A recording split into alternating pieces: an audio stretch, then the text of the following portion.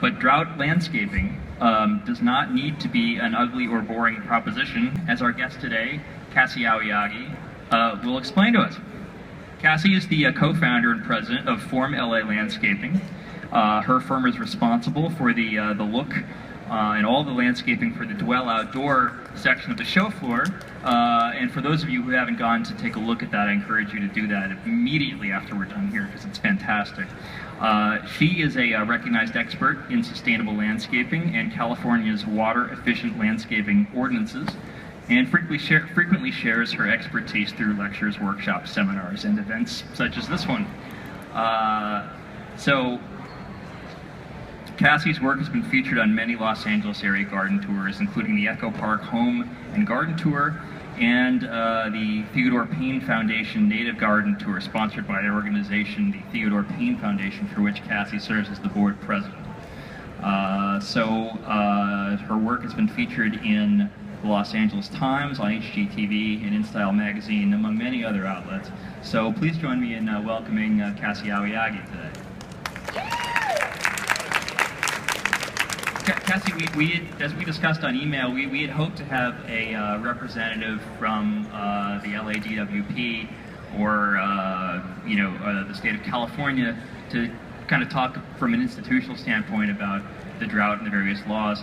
But you have worked with the California Water Efficient Landscape Ordinances. You've created many landscapes within the parameters set out by that. Can you talk a little bit about what those ordinances are and why the state has deemed them to be necessary?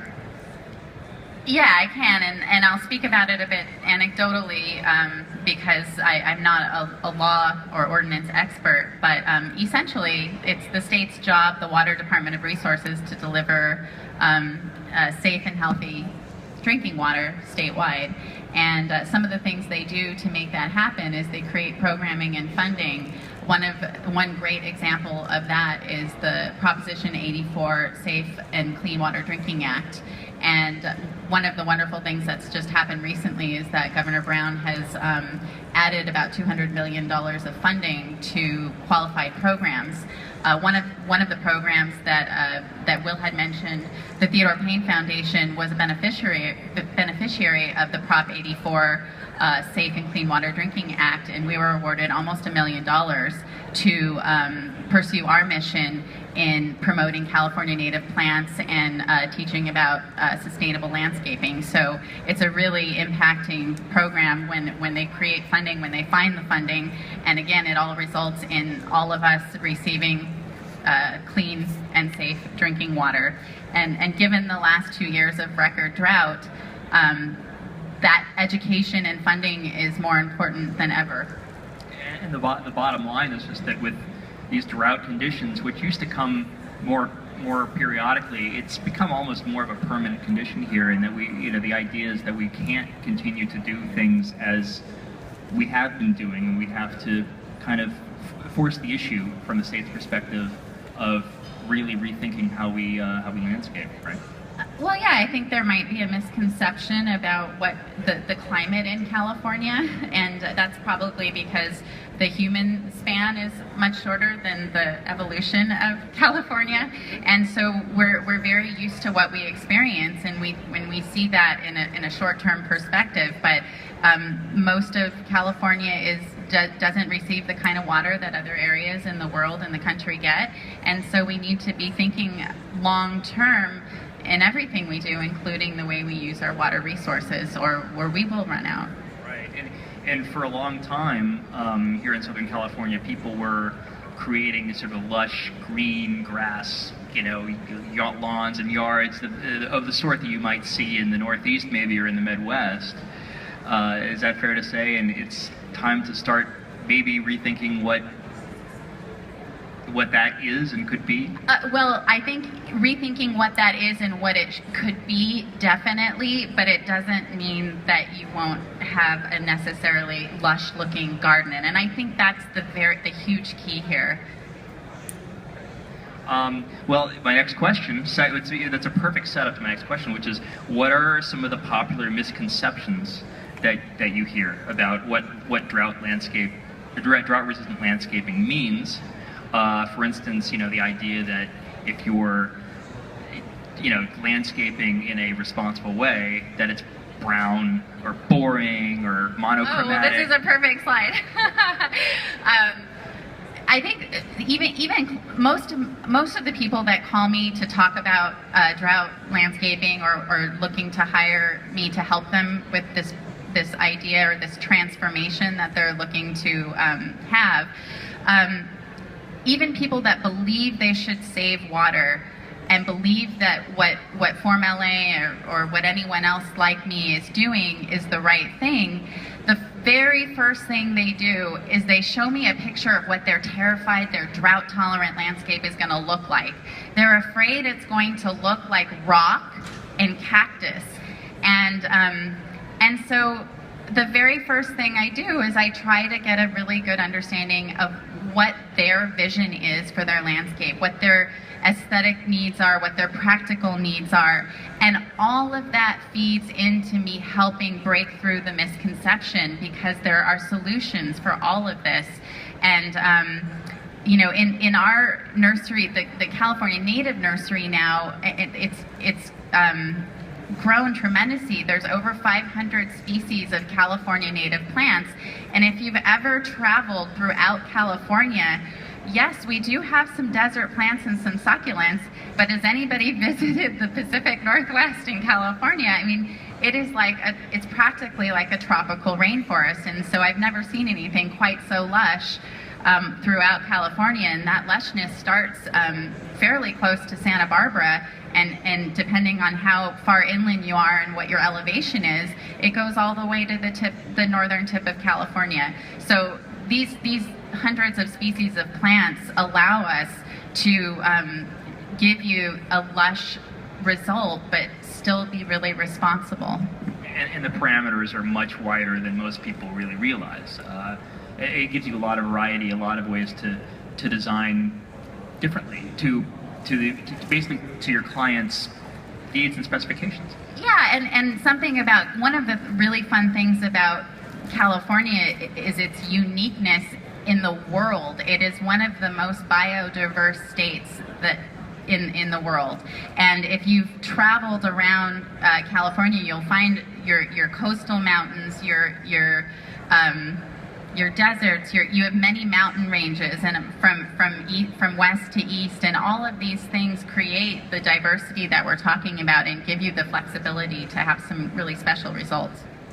We're talking about clients now who've kind of made this decision to do this, to take this step, but walking that back a couple of steps, I imagine that convincing somebody to give up his or her lawn, which has long been considered kind of a staple of suburban happiness in some senses, can be a challenge. So how do you help your clients kind of wrap their heads around the very idea of really kind of doing this from a radically different, in some cases, different approach than they're used to? Right. The very first thing I try to do is I try to make it very personal. I try to understand why this person feels they need a lawn and what they're using it for, and if they were to make a change in their landscape, how that landscape would be a part of their life and the function. And as soon as I start to open these doors and get a really clear understanding of what life could be like without a lawn, I'm able to start giving people alternatives for things that either look or function like lawns, or give other practical functions that people are looking to have, or plant materials that marry with the architecture in ways that a traditional lawn doesn't. And then it extends beyond just the foliage. When you talk about ripping out the lawn, saving water, and responsible landscaping, there are all kinds of features that people want that you can empower people once you have the information to actually incorporate and become responsible for a bigger sustainable landscape project. When you talk about things like that kind of mimic the appearance of a lawn, if somebody really is interested in kind of maintaining that aesthetic, what are some examples of some things they can do? Yeah, I'll look for the slide. There's a really nice slide that has a whole sampling of what we call ideal mow lawns. one of my favorites, for example, is a Carex panza grass, which is a sedge meadow. And that is, to me, it's like the cure-all for lawns when you have kids and a dog and you don't want to mow and you don't have time to do anything except, you know, let the kids destroy everything. And what's really amazing about this grass is that it grows about 8 to 10 inches long, and it's a clumping grass. So when you very first start it, it's not full like a sod lawn, but it'll spread over time. And once it spreads out, it really just is this beautiful green year-round lush lawn, but it takes up to 50 to 70% less water depending on your site location. And the fact that it's so long and it kind of folds over itself, it makes it so that the irregularities that are typical in a lawn with kids and dogs actually get sort of hidden underneath the foliage. And the fact that it stays so long, it actually conserves water, and again, it stays green year-round. And if you want to mow it once a month and get that look of a manicured lawn, you can still do that, and you'll still save water, you'll still save maintenance, and it doesn't need the chemicals. You're not battling all of the things that a traditional lawn contends with to survive. Right, okay. But with a lot of these drought-resistant landscapes, a fringe benefit, as you're talking about, might be a kind of a lower maintenance angle. If that's something people are into, I'm not big into yard work myself, so that would appeal to me. I would call it more than a fringe benefit. I mean, having our life has changed. I mean, even since, you know, my younger years, it just seems like everybody works and nobody really has time to do anything. Even my retired clients and friends, they don't really want to garden that much. They just want to, if they have a vegetable, they want to harvest it, but they really want things to just look good year-round. So definitely thinking about the long term and the maintenance in the long term, planting with appropriate spacing and not putting things too close together, reducing your mowing, which is thousands of hours, and not to mention the emissions from the mowers, and yeah, it's just, and reducing the need for fertilizer, which is another monthly task, and creates runoff and pollution into the drain stormwater systems. There's just so many different things that you're touching when you just take out the lawn. It's just pretty. I could talk for hours. Well, we could probably talk for hours about misconceptions, which we talked about earlier. One thing that struck me when we were exchanging some emails and having phone conversations in preparation for this was the idea that a drought-tolerant landscape does not mean a water-free landscape. Did you want to talk about that a little bit? Yeah, well, I'm in the business of making beautiful landscapes, and but I take, in my opinion, sort of an extreme responsible approach. But in that, I want people to want to repeat that and do it. So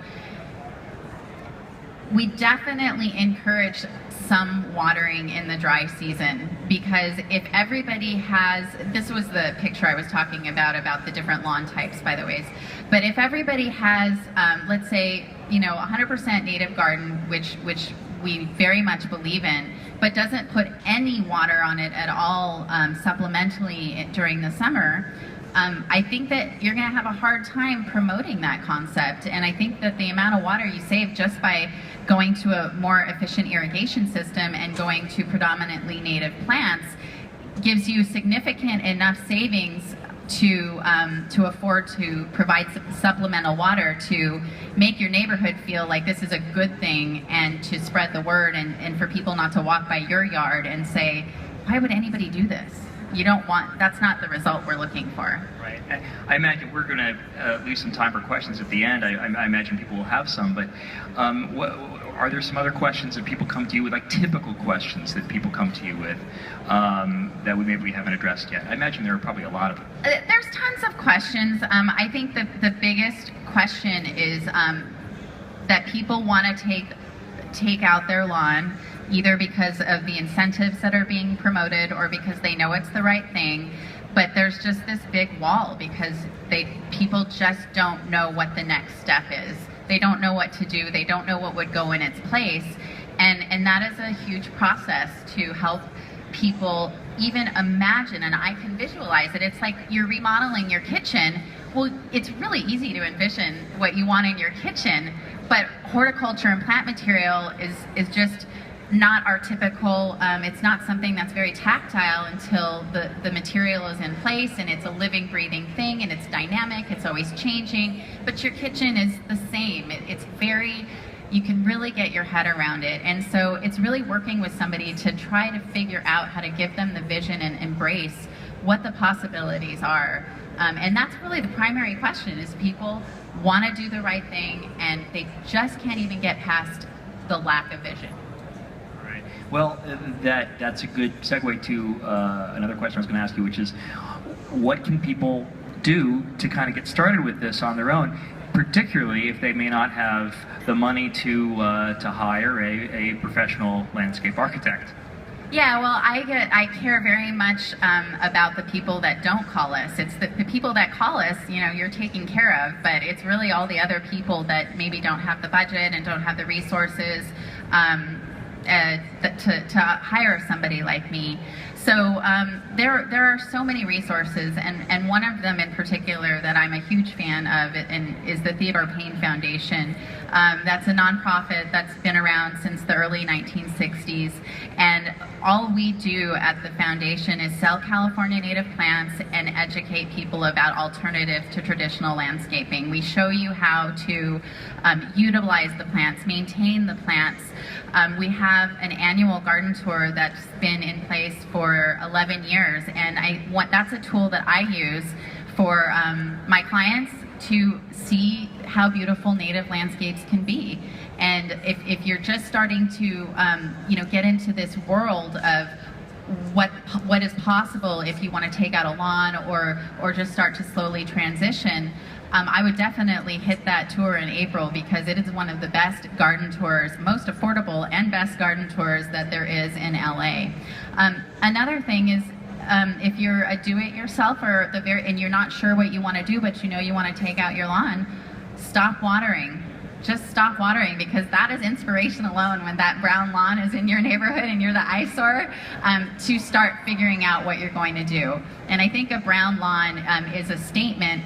You see it everywhere now in LA. You drive around, and I've never seen so many brown lawns in my life, and I believe people are starting to think about what's next, and because eventually something does have to come next. So after you've turned the water off, which is absolutely important, then you need to start looking for resources. The Theodore Payne Foundation, the garden tours, there's conservancy tours, there's the bewaterwise.com, the Metropolitan Water District is a really wonderful resource.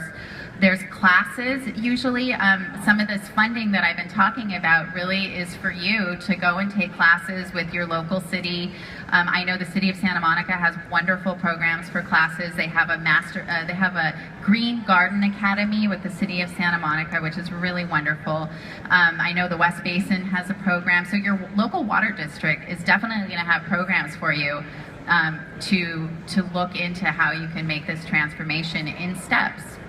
Well, speaking to that as well, in addition to those resources, there are a number of incentive programs that have been set up at the state, I believe at the state level, definitely at the local level. There's something here in LA called the Cash in Your Lawn program. The S in cash is a $sign, just to drive the point home. And I know you're not a utility person, but can you talk a little bit about some of these programs and how they work? In general terms? Well, they're fleeting programs because the funding is always temporary and it's not a lot. But the biggest funding is kind of what Will had mentioned, is this, there was a cash for grass and now it's whatever you just Cash in Your Lawn. Yeah, Cash in Your Lawn. And we try to take advantage of that for all of our clients, and they do have a cap on it. But there's been other incentive programs where you can trade in your controller. You take your old controller that you had to program every day, 10 minutes, blah, blah, blah, and you trade that in and you can get a weather-based controller for free or for a nominal amount of money. There's also programs where you can get free rain barrels, because the stormwater runoff is huge. That is and it's cheat code to hold on to at least 3/4 of an inch of water after a first rain event. So holding on to that, and there's this whole low impact development codes that are in place now, and everybody is subject to them if you have over 2,500 square feet of remodeling. So, but those are some of the incentives, you know, the rain barrels, and I'm sure there's more. There's free mulch at certain places. There's giveaways through the city. So really check your local water districts and your city, your city, whatever their calendar of events and stuff. And that's really where you're going to find some of those really great resources and the incentives. Well, it's some great information to get started if this is something you're interested in doing. What I'd love to do is to open the floor to questions. I'm sure we've got a lot of people here who have questions about drought-resistant landscaping, how you can get started, how it works, what it means. Anybody? We got one here in the back. Microphone's on its way. So you say you need some water. So what kind of watering schedule are you talking about? I didn't hear the very first part of this question. Oh, you said that there needs to be some watering schedule. Yeah, so what kind of watering schedule do you recommend? Yeah, I'm talking about watering in the height of the season, which is usually supplemental watering, which is usually July and August when it's very hot and there's no water. And depending on the plant material and the site location and the amount of sun exposure, we hope to see watering go as low as once per week or even less.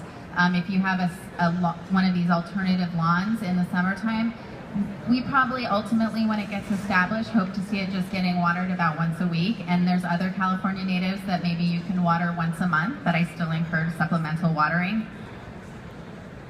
We got another one here. Hi, I'm interested in that grass. Can you spell it? It was Carex Ansi? CAREXPANSA. This is the grass that folds in on itself. Okay, yeah, that's got to be popular. We're seeing it here, aren't we? No, this is a California red fescue grass. We've got one right here. Hi. What would you recommend for kind of steep hillside plantings that are drought tolerant? We have bougainvillea, which is just woody and old, and rosemary. It covers, but it looks bad now. We got to take it out. And we have maybe an acre of that thing. So that goes back to your question: is what's one of the most common? Steep hillsides. They're one of the most common and most challenging situations to landscape. And they need to be landscaped for a few reasons. Partly because without landscaping they erode, and without the proper landscaping they can be fire hazards. And we have a lot of fire danger areas in Los Angeles. So certainly depends on the site, but in general what I try to do is I try to come up with a palette of about 5 to 7 plants, all native and all 100% drought tolerant. I don't provide any supplemental watering for these hillsides if I can possibly avoid it.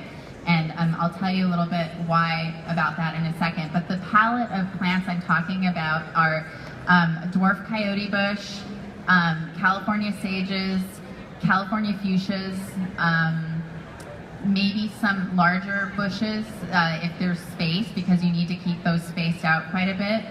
Maybe some toyons, but there's this very small palette of plant materials that just naturally live in our hills here in LA, and they thrive.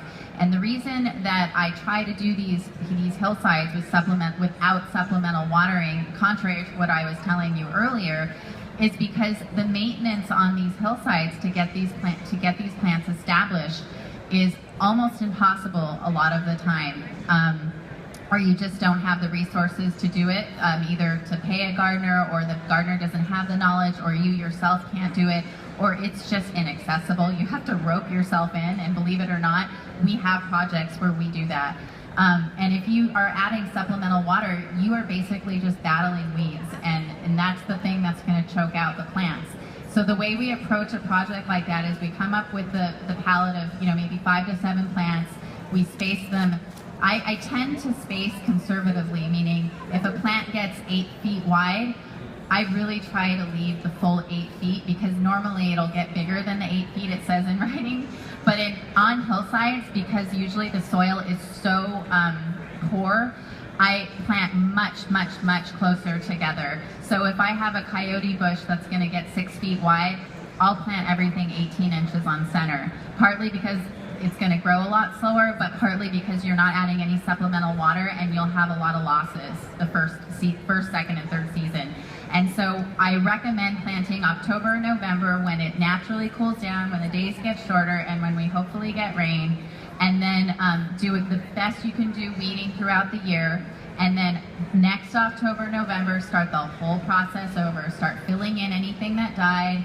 And usually within 3 to 5 years, and I know it's a long haul, you can actually get that hillside covered and safe. Great. Unfortunately, we have to wrap things up, but perhaps, Cassy, you wouldn't mind hanging around for a minute or two if anyone has any questions individually. So I would like to thank all of you for coming, and please join me in thanking our guest today, Cassy Aoyagi, for being with us.